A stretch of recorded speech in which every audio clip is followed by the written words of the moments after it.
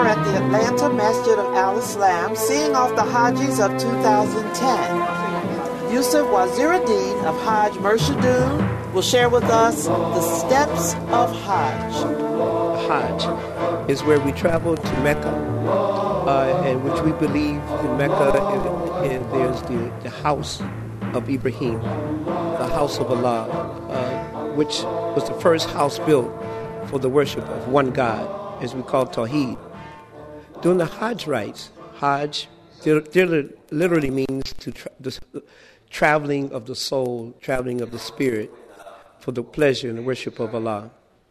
The Hajj itself starts as in the Islamic calendar, start on the 8th of Dhul Hijjah, whereas we go to Mina, is a place where you compose yourself and get ready for the next day, which is called Arafat.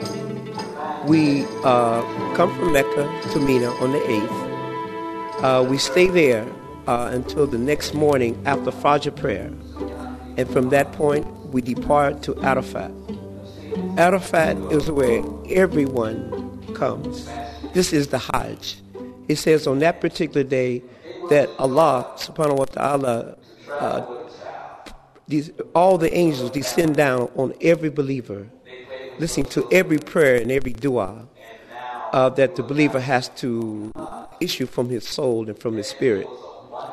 From the 9th, that is the 9th of Dhul Hijjah, after Arafat, which is the most important day for the Hajj, we depart to Muzdalifah. At that point, we also stage there until the next morning, where we combine our prayers and we pray out in the open plain in Muzdalifah. We stay there till after Fajr or to noon that particular day. Then after on the 10th of Dhul Hijjah, we depart and go back into Mina as we started.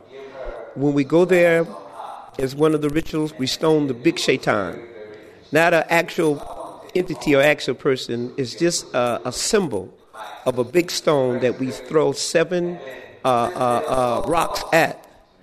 There, as we say that the stone that we throw at is inorganic, and the stones that we throw at it is inorganic. They're only stones, and that theoretically is saying that the only life that shaitan or the devil have in our life is what we give it. So that's on the 10th. Then after that, we go into Mecca and make our tawaf ifadah, whereas we go around the Kaaba 7 times. We do 2 prayers at the station of Ibrahim, and we make our run, our side between Safa and Marwa. Then from that, we come back into Mina and stay there for 3 days, stoning the shaitan each day. As I go back on the 10th, this is here in other countries, that is the day of the Eid al-Ahad, on the 10th day, where we, after we stone the big shaitan, this is where we sacrifice our animal, we shave our heads and get back in our regular clothes. Then, as I mentioned before, then we go into Mecca and come back. So after we stay in Mina for the 3 days stoning, we go back into Mecca and do our farewell tawaf, which is called tawaf wida. And basically that is the Hajj. I was blessed to make my Hajj early after I took my Shahada. I had been studying Islam 5 years. And then I took my Shahada, and within a year or 2 of that, Allah blessed me to make Hajj. So I've had the benefit of the last 30 years of having that Hajj connection. So it's very important that when we make Hajj, that we look not for the heat, because it's going to be there. We look not for the crowds, because they will be there.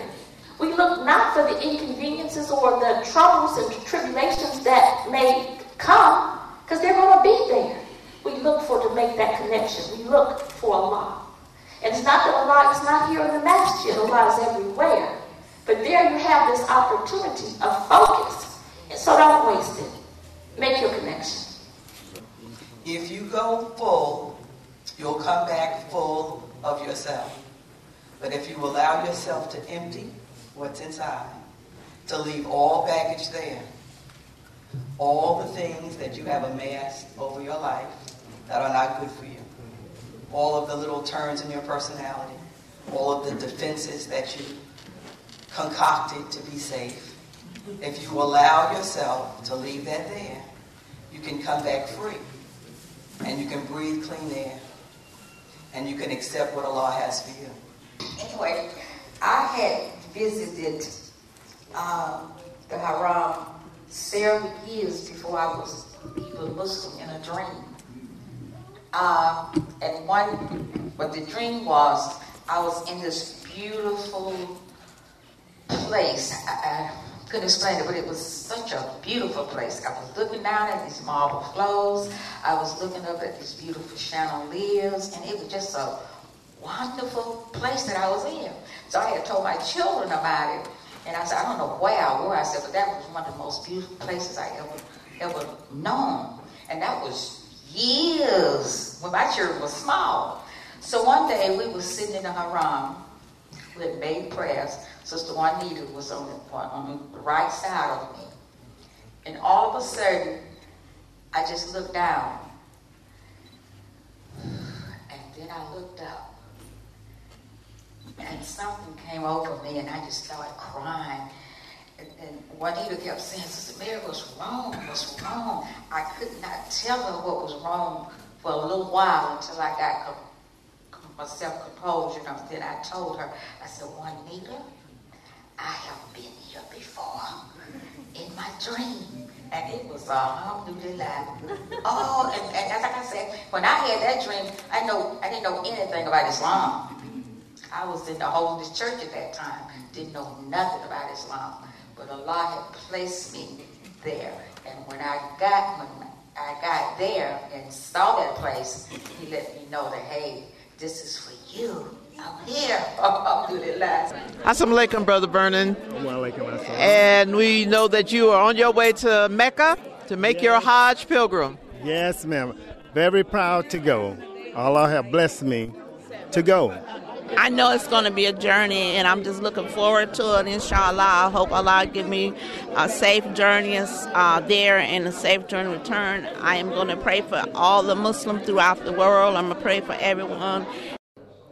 My largest expectation is that I will make it there and that Allah will forgive me of my sins, forgive the sins of my family, and really give me the level of yaqeen and taqwa and guide me with the proper hidayah, inshallah, and that whatever Allah subhanahu wa ta'ala has for me in that place, that I'll gain it and bring it back with me and hold dear to it, and that Allah subhanahu wa ta'ala will give me the courage to make whatever transformation is necessary, inshallah. My expectations, just to leave it all behind and to come back refreshed and renewed.